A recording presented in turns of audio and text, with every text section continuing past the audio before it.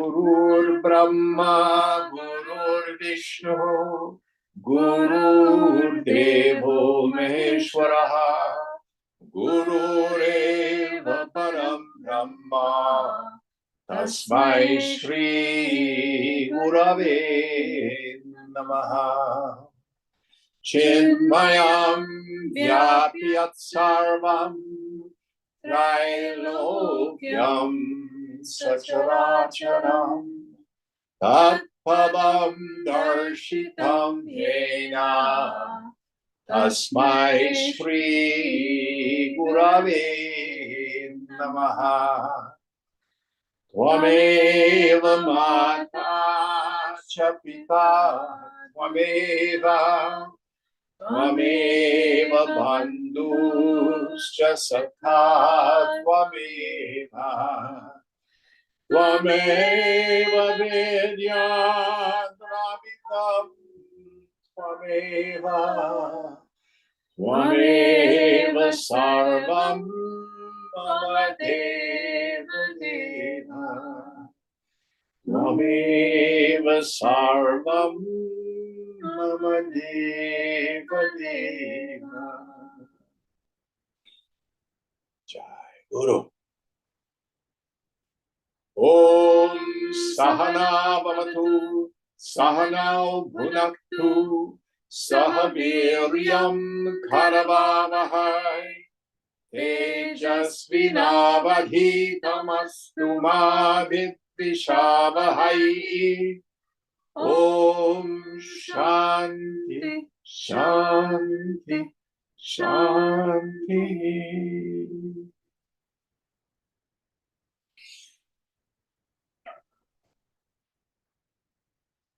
So before we dive into our text, I want us to chat for a bit about what you all may want to do next. And Mark suggested that we look at Narada Bhakti Sutra. So those of you out in Zoom land, have any of you studied this text before? Not me.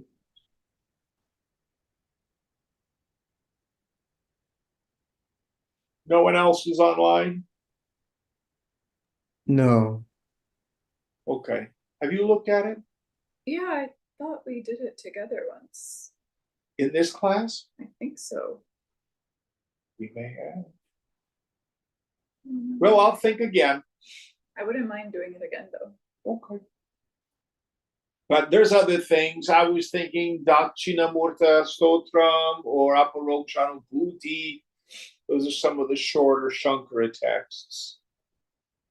Let me do more thinking on it, because I think we've got 2 or 3 weeks before we finish this. All right, let's go into our text. Okay, 130.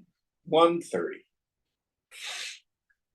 Agyasisham midam mam ched peksha jayate dhruvam vishesho pekshya te yatra tatra nevaika kalata.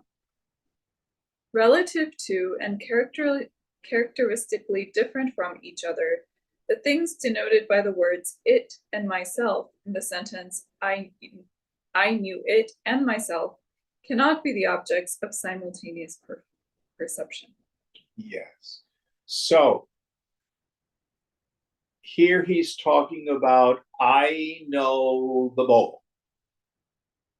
So the one who knows the bowl and the bowl cannot be objects of simultaneous perception. You know one or you know the other. There's a distinction. Now the question is, which I is Shankara talking about here? Is he talking about the ego I or the self? I've lost, frankly, the train of argument that we've been doing. So let's move on and see if it's clearer. Atmano grahane chapi yatra trayarnamiha sambhavat atmanyasakta kartritvam na syat karmano. Three things, namely an agent, an instrument, and an object, are necessary in the perception of each of the knower, knowledge, and the known. And in order to avoid a regressus ad infinitum, it cannot be said that each of these three things will prove its own existence, because the agency of the agent, exhausted in proving its own existence, will not be available to prove that of the instrument and the object at the same time. So here he's talking about our classic understanding of what we know is the triplicity, the triple factor of knower, knowing, and known. I, Jim, through seeing, know the boat. I, Jim, through hearing, know the sound of traffic. I, through manas, mind, know feelings. I, through buddhi, know thoughts. But do I know the self with the same kind of triple factor? Is there consciousness one that's going to know consciousness two? I know the self. I know consciousness. If that were the case, then, well, what about the self that knows that self? Is there another self behind that? That self knows that self. So you've got blip, blip, blip, blip, ad infinitum. And here Shankara is saying, no, that's really not what happens. So let's review that we're actually dealing with two kinds of knowledge here. The first knowledge is the real knowledge, the perfect knowledge. And that is the self-evidence of the self. How do you know you are you? You do not know it with the triple factor. You do not see, hear, taste, touch, smell, emote, or think yourself. Yet you are not unknown. Who sees the phone? I do. That's yourself. How do you know it? I don't know. I just do. That's right. It, unlike any other kind of knowledge, is self-evident, self-luminous. Now, I may not be aware of that in my mind. So there's a second process that takes place, which is reflection on that. In a mind that's made very quiet, with the attentive faculty of the mind turned within. Notice the knower. We don't create the knower. We don't attain the knower. We don't achieve the knower. We don't become the knower. It's always there. But in the mind, I have that recognition. And that's what becomes transformative. The self does not get enlightened, does not get realized. Jnanam happens to the mind. And we've had many, many different examples of draw your mind's eye to the feeling of the waistband of your trousers. Rub your hands together. Is it warm or cold, motion or stasis? The idea of the samadhi tank, the sensory deprivation tank. You go in the tank, all your senses are deprived, and all of a sudden you can hear your own heartbeat. Didn't make your heartbeat start. It's always been there. But when we're moving around in the world, we're not aware of it. Till I remove all the the sensations that occlude it. That's what meditation does.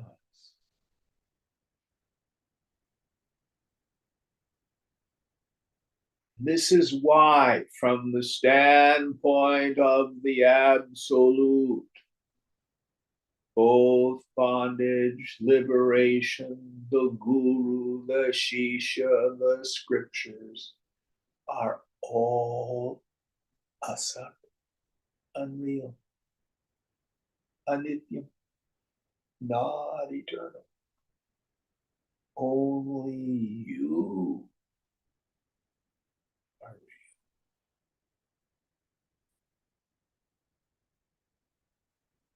But it is the mind that grasps that truth. And that's what becomes transformative in our lives.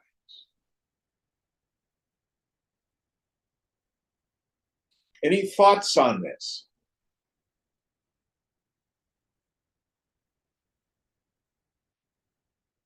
Now, little corollary to this. So I go through the week and I get all triggered and identified. So effing what? It's like having a nightmare. Which is more real, the pleasant dream or the nightmare? Well, neither is real. Nightmare is not very pleasant. But it never touches me, the waker. But then neither did the pleasant dream. Oh, I dreamed I was in Uttarkashi, sitting at Swami Tapoban's kutir, and I was so blissed out. And then all these saints came and hung out with me, and oh, it was so groovy. When I woke up, and I'm there in my bed. Unreal.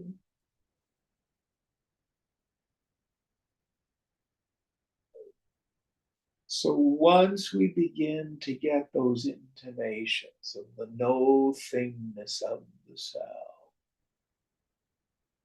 and that all mind states are unimportant, transient, imagination. The mind itself sees its own unreality. Paradox. Swamiji used to say the way to heal the mind is to get out of the mind.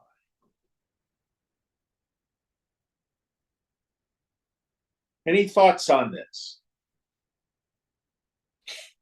Now, this is a practice for advanced students. In the beginning, you go to your psychotherapist, or you take a yoga class. Later on, we start seeing that understanding is the booby prize. Knowing why I'm a basket case doesn't really change anything. So we engage in the practice of thought replacement, take on the discipline. My mind goes down those rabbit holes of regret and fear and worry. No, bring it back to the Lord. Om Namah Shivaya, Om Namah Shivaya, Om Namah Shivaya. What was the statement I heard the other day? My worries and my problems die from lack of attention when I focus on the infinite. They wither and die. That's what it said.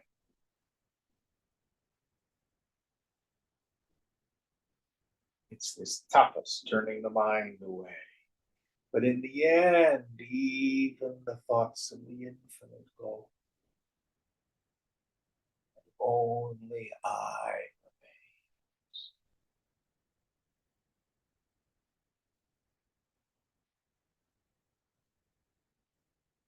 Next verse. Vyaptumishtam cha yak yat kur yat kartuhu kriyaya karma tata smritam ato hi kartrit tantratvam tasyeshtam nanyatantrata. What is desired to be governed by the action of an agent is an object of that action. The object, therefore, depends on the agent and not on the self, which is other than it. Yes. This is karta, agent. So, what governs the agent? This agent wants to eat fudge, so one must have fudge in order for the agent to go for the fudge. But none of that dynamic affects the witness. I watch the sense of agency like I watch the objects.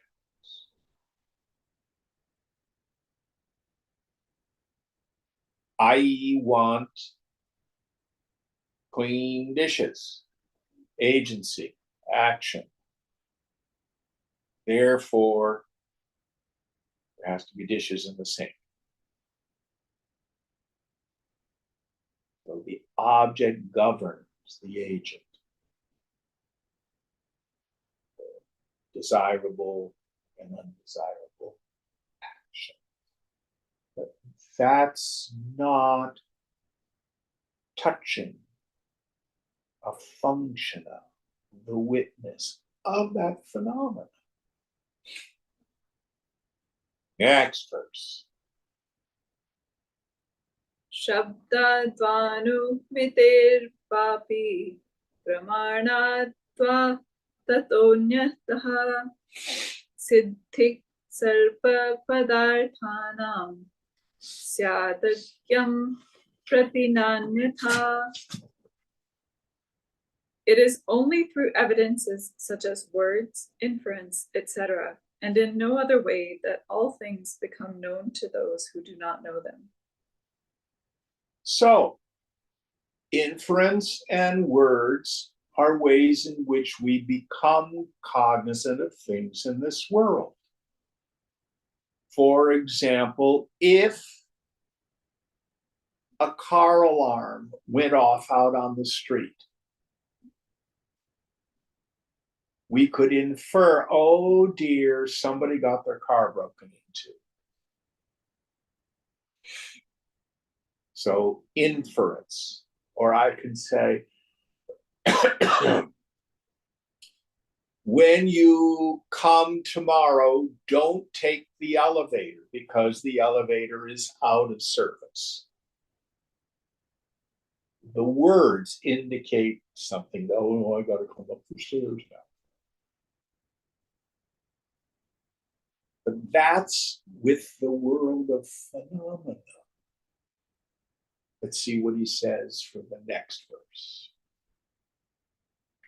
Adhyakshasyapi siddhi syat pramanena vinayvaha vina swasya prasiddhastu jnanam pratyupayujyate. Is the self also substantiated by means of an evidence or not? Though the self itself is independent of evidence, evidence is necessary in order to know it. So, we do not know the self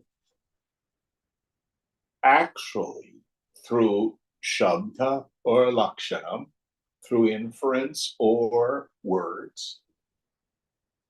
It is known directly. It is its own praman. It's its own means of knowledge. But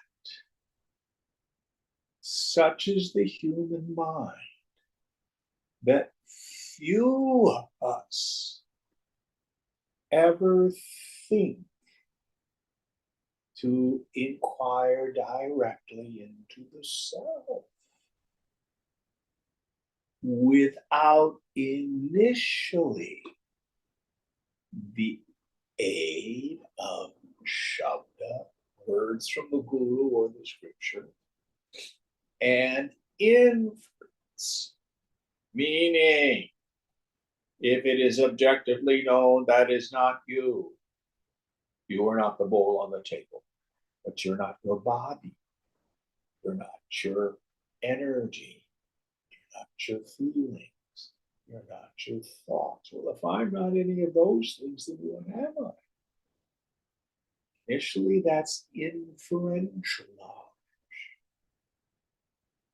paroksha jnana, till we can still the mind enough. Oh, there's nothing there. It's paradoxical. Very interesting little verse. Any thoughts on it? Next one.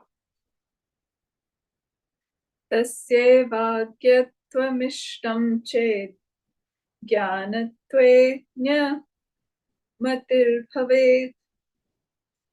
anyasyevagyatayam cha tadvigyane dhruva bhavet. If the conscious self itself is taken to be ignorant, and evidence is necessary in order that it may know itself, it is surely necessary in knowing the self if one, i.e., the ego, other than it, be regarded as ignorant. So, does the self get liberated? Does the self get enlightened? Is the self ignorant? Is that what happens? This process is myself gets enlightened? No.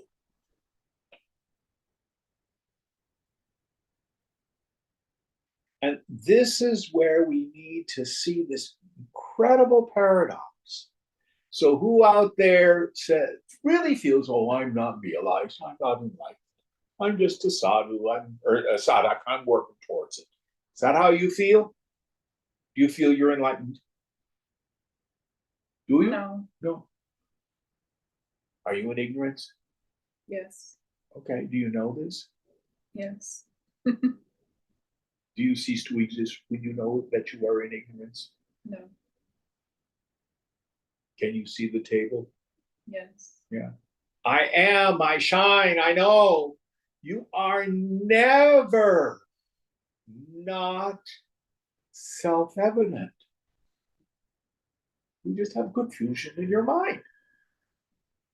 So this is why, as Yoga Vasishtha puts it, both bondage and liberation occur to the mind. The self is ever free. And everybody is already experiencing the self as I. It's just our stupid minds that get confused. That doesn't mean self-realization isn't important, because the self also doesn't suffer. What is it that suffers? My mind. So that's what yoga does. It heals the mind. So I have a liberated personality. So I can move through this world of illusion with peace, with joy, with acceptance, with detachment.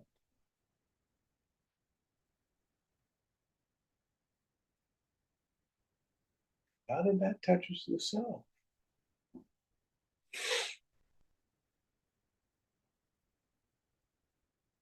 Any thoughts on this?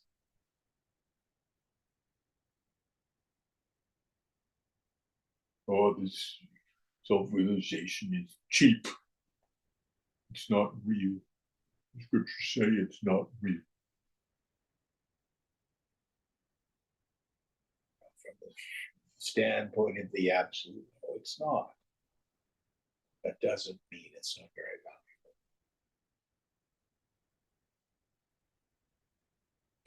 Next verse.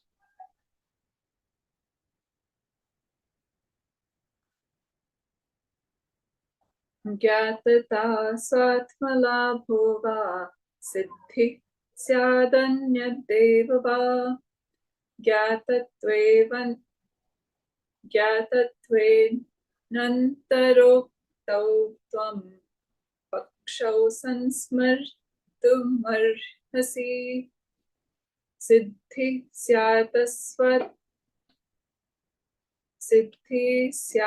स्वात्मलाभश्चेद्यन्तस्तत्र निरर्थकः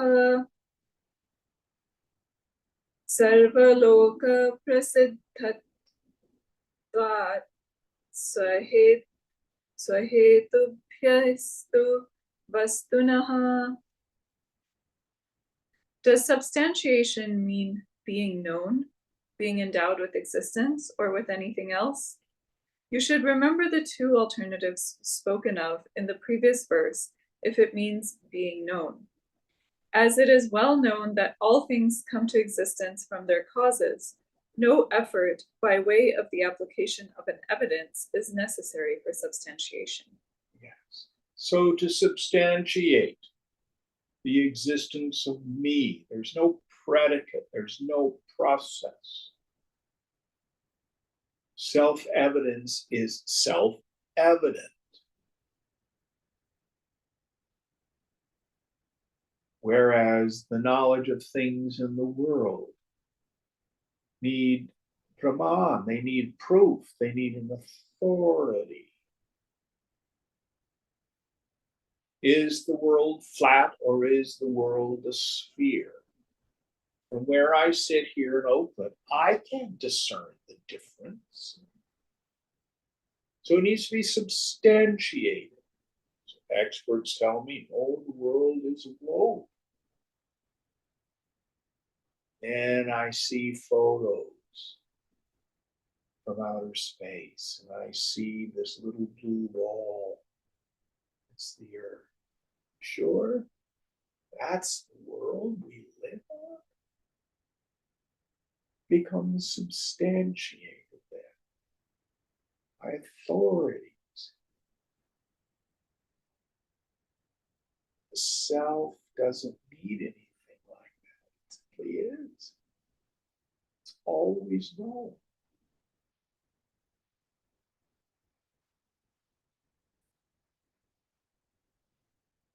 How do you know? You.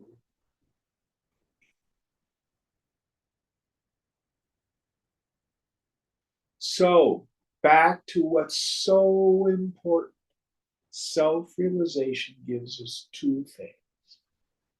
The first, existential freedom. You're okay. You're safe. Nothing will ever harm you. Nothing can touch you, ever. Nothing can add to you either. What are you? You are the infinite, whether you realize it or not. The second thing, I finally know where happiness is. Happiness is the mind abiding in the self. Happiness is not anything substantial if I base it on people, places, things, and conditions. Why? Because they're ephemeral. Because they're limited. Because they keep changing.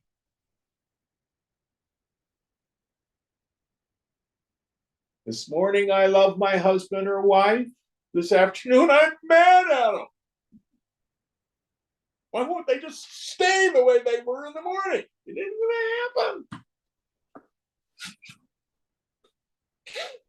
And they may stay the same, but my mind changes. Such is the fickleness of this world.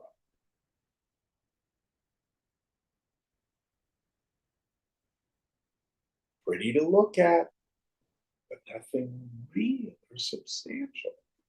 Like a rainbow, it's like a mirage. Like a YouTube video.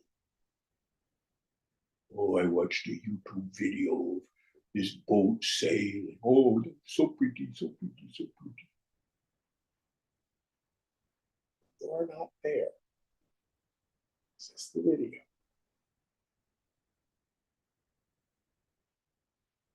Something there is that's real. You are always available because it's you. And it's so simple in the end. Let go.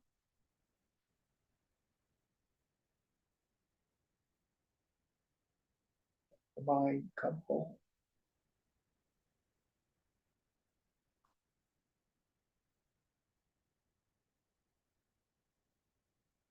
But our problem is, going back to the classic image of the snakes and the rope, I do not see the rope, so I misapprehend a snake.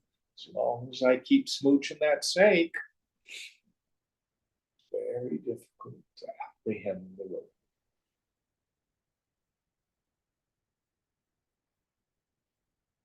If I want to go swimming in the mirage, I'm going to have a hard time.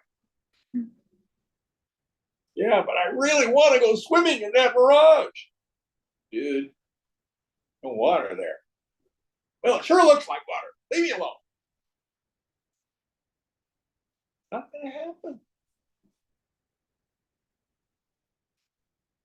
What's the world like? It's like Lucy and the football and Peanuts. What's the definition of insanity that you hear so frequently, doing the same thing over and over again, expecting different results? Well, I went after this, that, and the other thing. It didn't work, but maybe it will this time. Poor Charlie Brown. That's this world. Don't believe me? Look to your direct experience.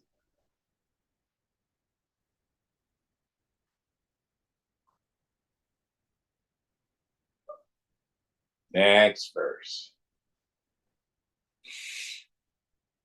ज्ञानज्ञेयादिवादे तः सिद्धिर्ज्ञातत्वमुच्यते अध्यक्ष्याध्याक्षयो सिद्धिः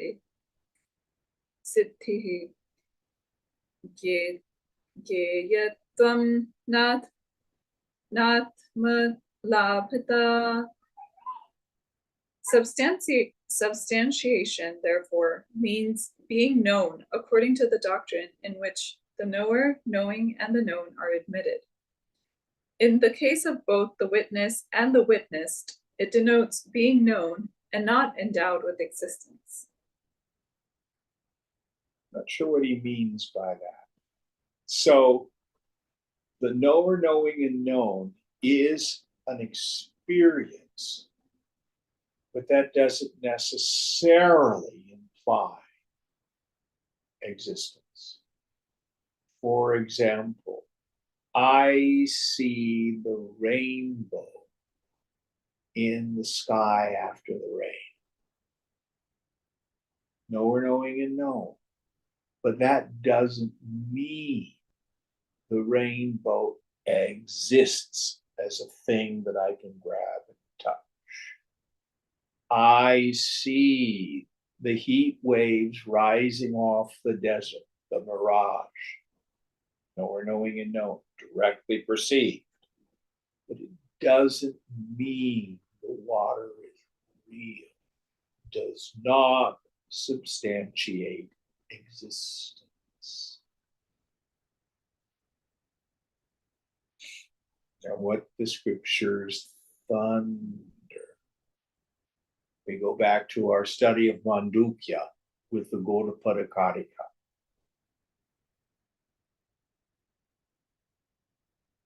It says, we have three mind states, waking, dream, and deep sleep. But in the second chapter, he basically says, well, actually, we only have two mind states, sleep and dream.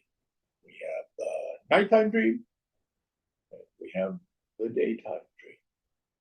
And he systematically goes through all the assumptions that we have by which we're convinced the Vishwa, the waking state world, is real.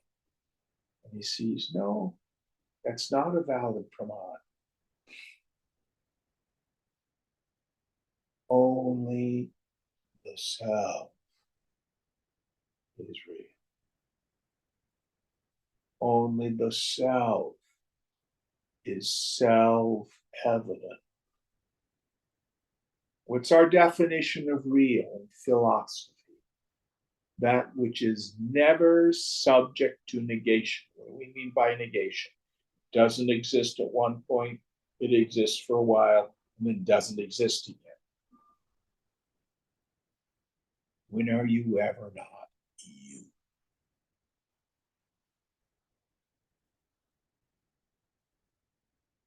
All right, next verse.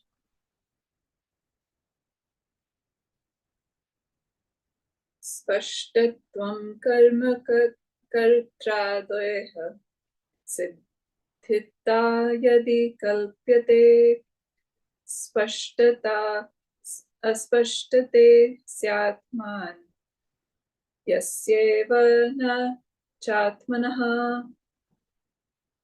If it be assumed that the distinctness of the agent, the object, etc., is what is substantiation, we say that there can be distinctness or indistinctness with respect to the other, i.e., the witness only, but not with the agent, but not the agent.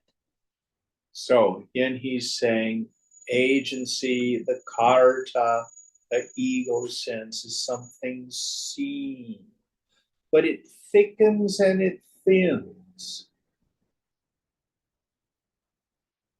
When I'm self-obsessed, how am I doing? Am I okay? What do they think of me? It gets very solid feeling. But if I'm absorbed in dance or listening to music or engaged in some work task, this sense of the individual self disappears. It fades. Deep sleep, it's gone altogether. It's not a permanent thing. And listen carefully, it's an object of perception. Do you have a sense of individual self in deep sleep? Obviously, then, that sense of individual self is an object of cognition. But it feels like me. How can it be you? You are the witness of it.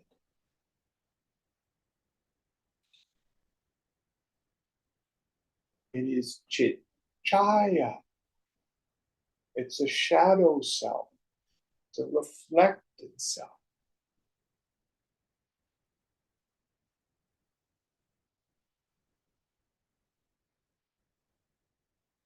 Oh, I love to go ecstatic dancing. Why?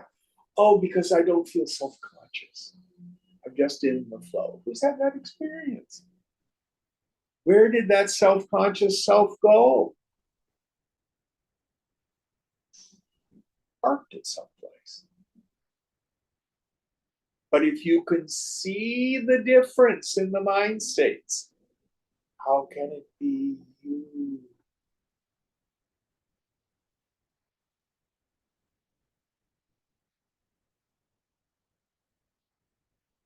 So that karta, that agent, and all its objects of agency. Not real, not permanent. Only the witness. Can't even call it a witness when the mind disappears because there's nothing to be witnessed. But I do not disappear. Going on.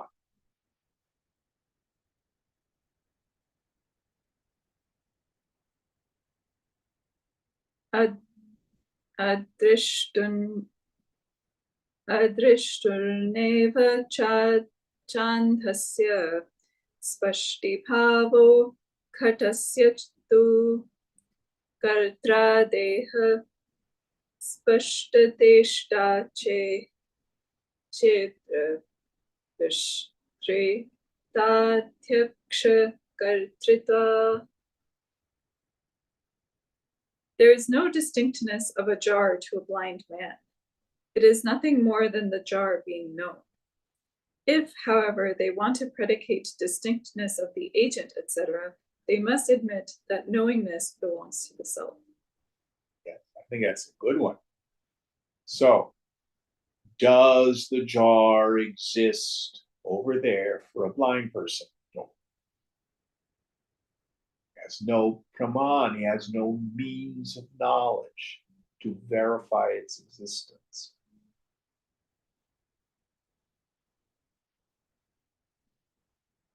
So also with the sense of agency, when it thins and disappears, its existence comes and goes, it changes.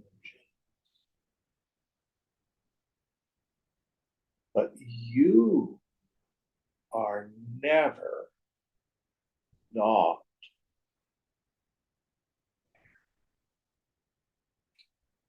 That doesn't mean you can think about it. For example, in the morning, you can say, oh, I must have slept so soundly, I don't remember a thing.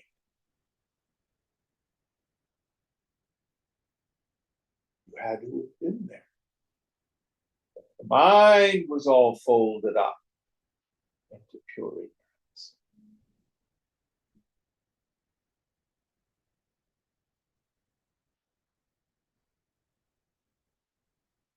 Next verse.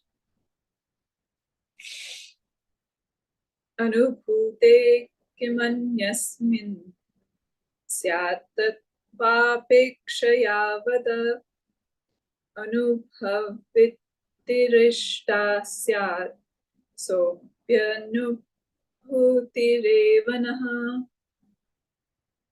Please tell us what benefit you derive by holding that knowledge depends on other things.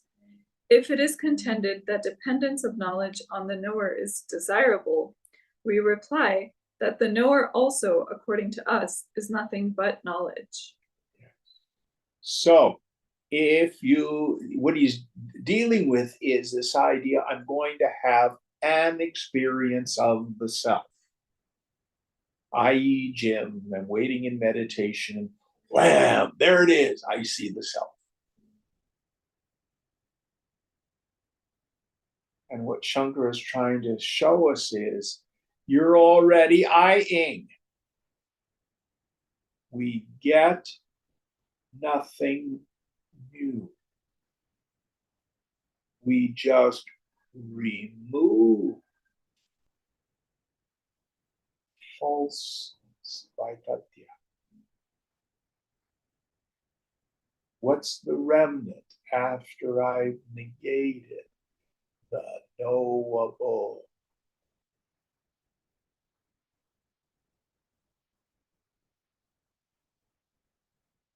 Just listen to the traffic flow. Knowable.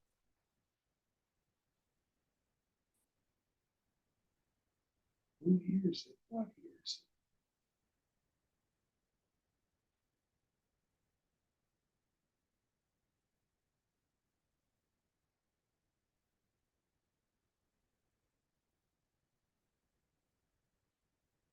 I love that Zen koan. a bell ringing in an empty sky. Mind is so quiet. There's traffic moving through space.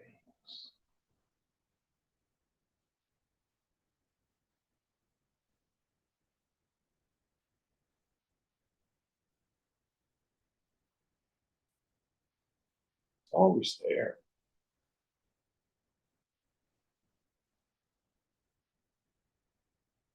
And in my most ordinary waking state,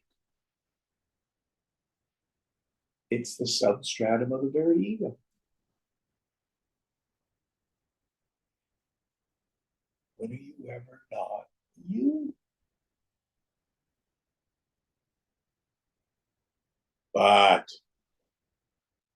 if in my most ordinary waking mind, I superimpose on that the deeply rooted conviction I am my body.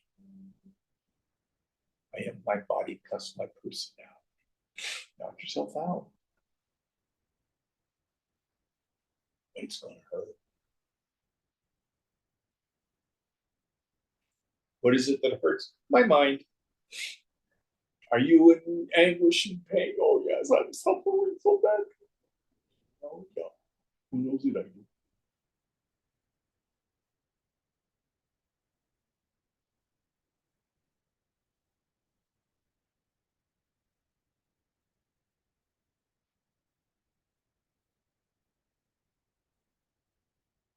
Next verse. Abhinno hi buddhyatma viparyasit darshaneha grahya grahaka samvitti bhedavaniva lakshate. The intellect itself, though indivisible, is looked upon by deluded people as consisting of the divisions of the knower, knowing, and the known. So, what he's dealing with here is the assumption that most of us have that my intellect or my mind is conscious. That my mind has the faculty of awareness, knower, knowing, and know. Listen carefully. Your mind is not aware. Your intellect is not aware. You are awareness. When I illuminate thought, I call it intellect. When I illuminate feelings and judgments, I call it mind. It doesn't matter what you call it or what you're actually cognizing. Yeah, but that I that knows the thoughts and the feelings seems little, seems individual. Well, let me show you what's really happening. So, if you look around the room, you have peripheral vision. Got this wide expanse of vision. If you put the book down, you make a tube with your hands and peep through the tube. Go ahead and do that. Is your vision not occluded and limited? Yes? Yes. Now remove your hands. Did anything happen to your eyeball? What changed? What I was looking through.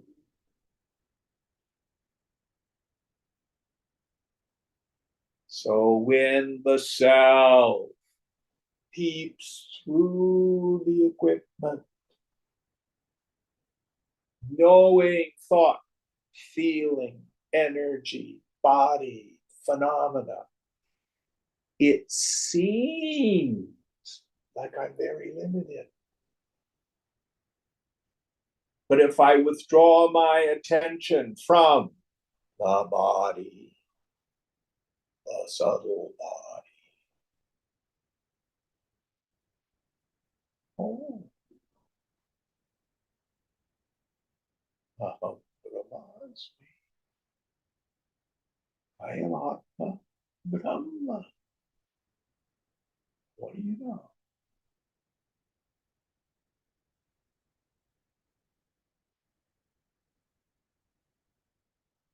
All that happens.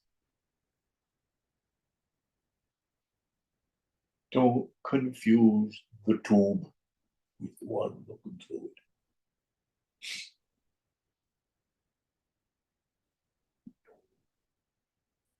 Next verse.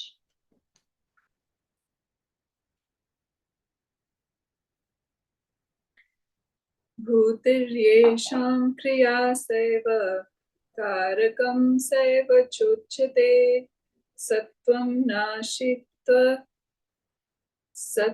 नाशित्वमस्याश्चेत्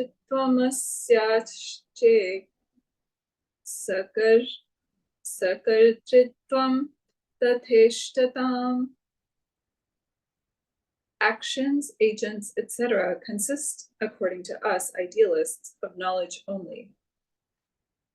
Reply. You must accept an agent of this knowledge if you admit its existence and destruction every moment. Yes. So here is the sense of that Buddhist idea.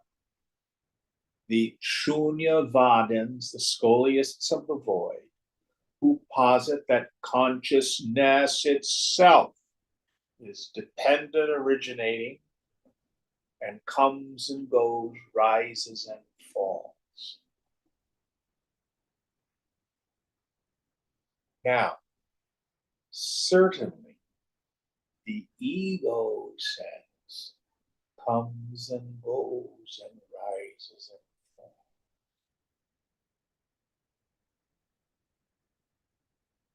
I can remember when I was giving a workshop up in Krishnalaya before I went marching off to India. And I said, who here doesn't exist? And there was a practicing Buddhist and he raises his hand. I said, is this something you've been taught or is this your direct experience? It's my direct experience. I don't exist.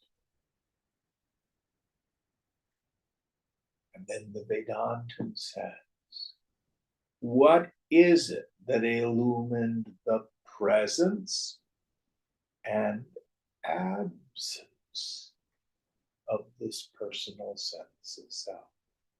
I do not doubt that personal sense of self disappeared. The Vedantins would say the same thing.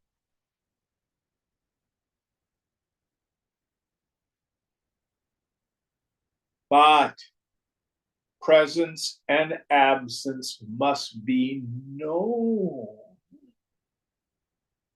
in order for their existence to be substantiated. Very clear example. Did I make my bed this morning? I don't know. Why don't you know it? I haven't checked. Yes.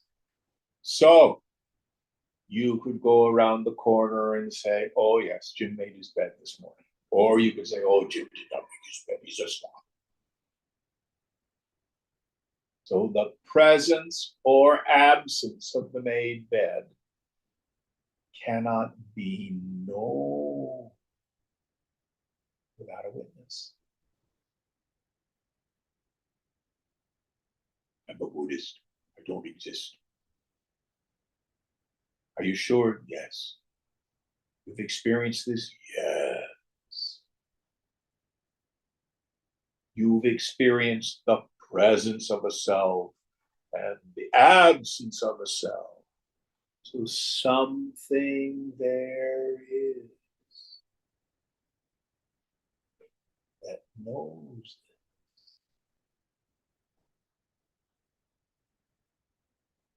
I have a student who completed a Vipassana retreat before the first of the year. 10-day retreat. In that retreat, this complete disappearance of a personal sense of self. Walking around. There's nothing there. There's nothing there. It's gone.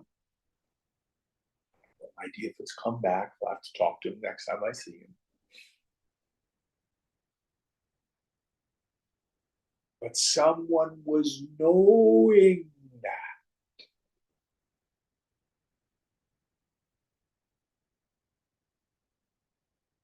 What is your nature? Sa, Chit, Ananda. Sa, you are. And as Gita says in the 11th verse in the second chapter, if you are, you also have bhava, being. You're not an it, you're a being. Chit, you are pure consciousness.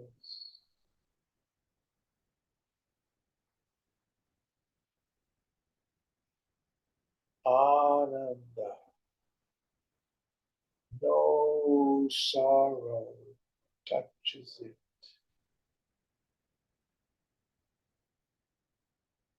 Vast and empty like the sky, immaculate and pure.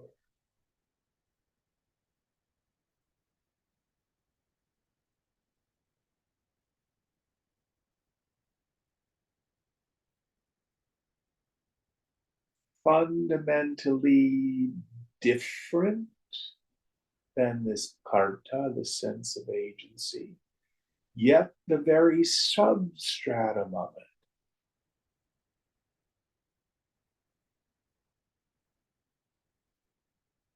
The ego is not sentient. You are sentience. You illumine. Jiva bhavana, the attitude, the feeling that I'm a person. But thoughts in and of themselves are not sentient. Today I'm happy, yesterday I was miserable. Can happy know miserable? Can miserable know happy? Think the thought 2 plus 2 is equal to 4. Can 4 see the 2? Can the 2 see the 4? No. You know. You are the knower of the field in all fields, as Krishna says it.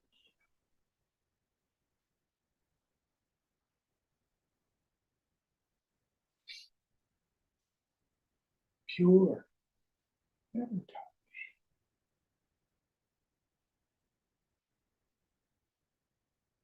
This is why, in the end, don't try to be a spiritual person. Don't try to be an enlightened person. Because then comes the doubt. Oh, am I enlightened or not? Oh, how can I be enlightened? I just got all pissed off. There's no such thing. There are two mind states. You either think you're a person, which means you're a fool, Buddha, or you know I'm not a person and I never was. And I have no relationship with this stupid mind.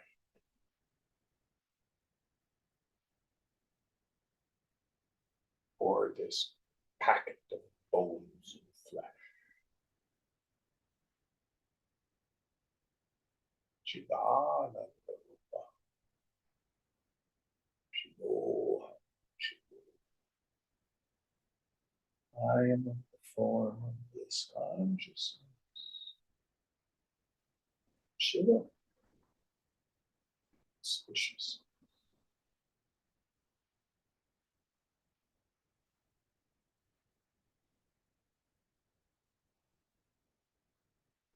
Next verse.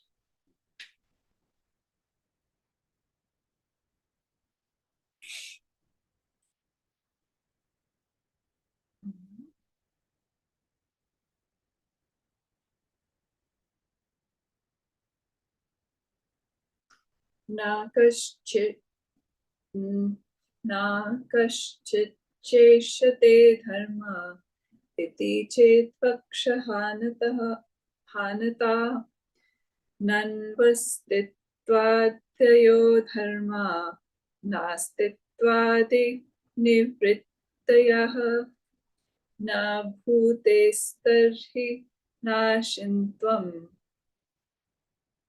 swalakshanaya swalakshanyam matam hite.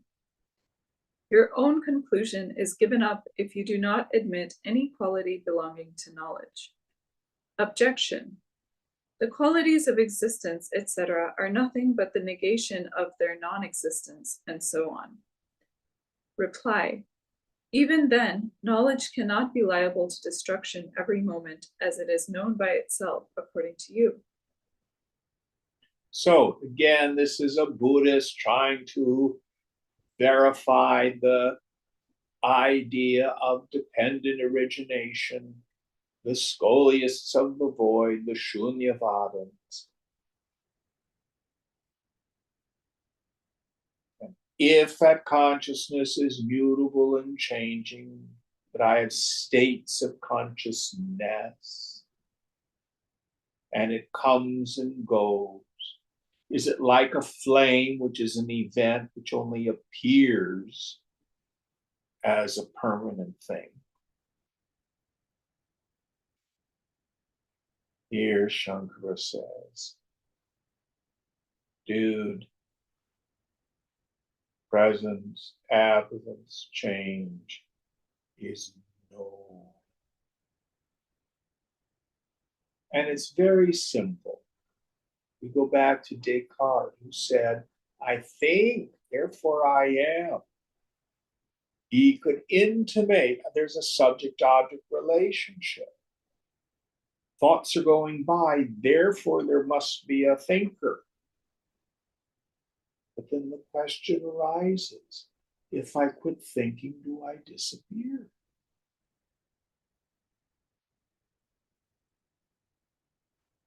Try it. See if you can slow the mind down enough so there's space between your thoughts, with the attentive faculty turned within. You see whether your existence is dependent on anything.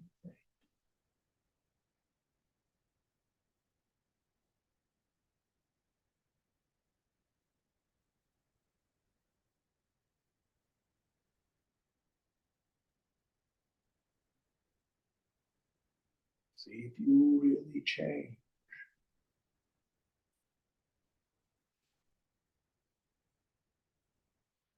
Or whether the phenomena, various thoughts, feelings, reactions, etc., are doing the changing. That the changing is always in front of me. It's always known. It's never a quality of the known.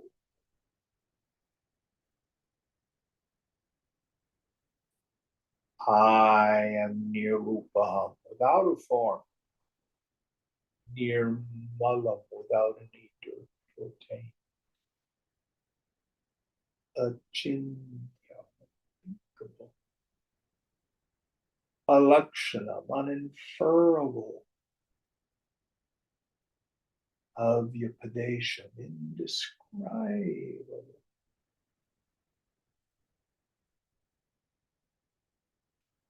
Of the nature of the essential self.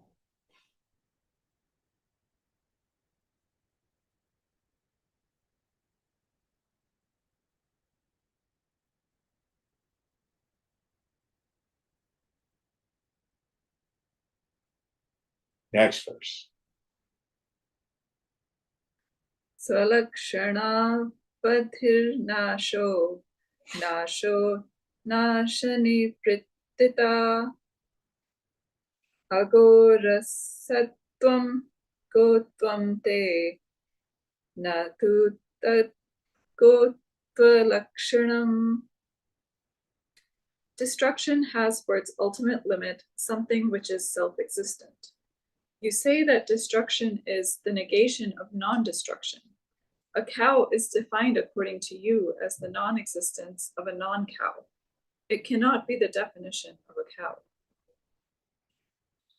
So here, the idea that the Shunyavadins are just playing with words, I love that.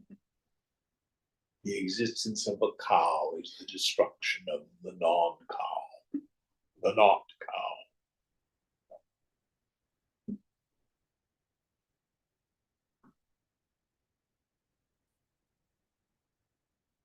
So basically what we have to do is move beyond logic. The logic of the Shunyavadins can be useful up to a point.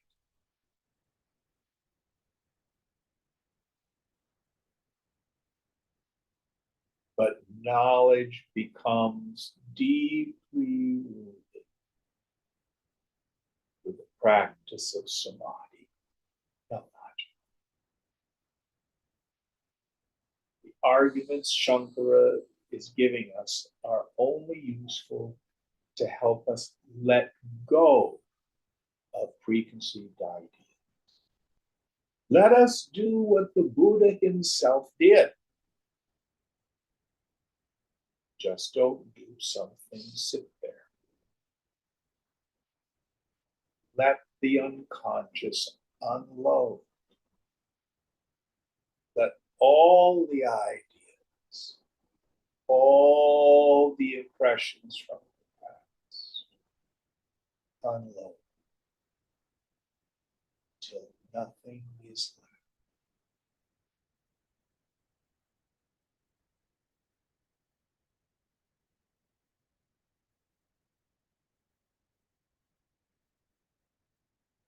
And as the seventh mantra in Mandukya says, in the end, of Upadesha,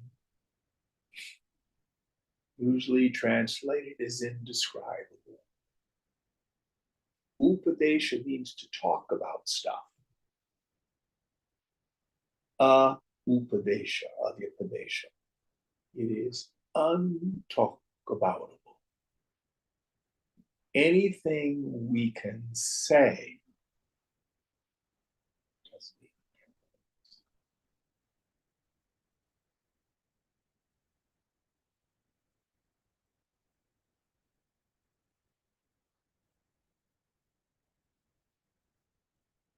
drown the mind and run.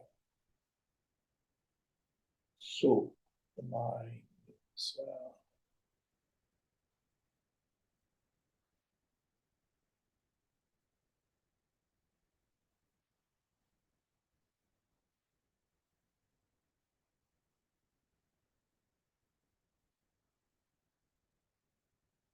he who knows, knows it.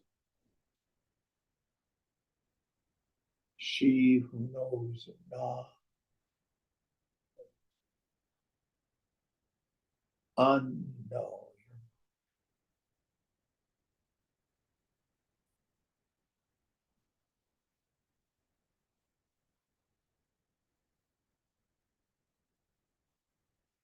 Om Purnamada Purnamidam Purnat Purnamudachyate Purnasya Purnamadaya Purnamevavashishyate.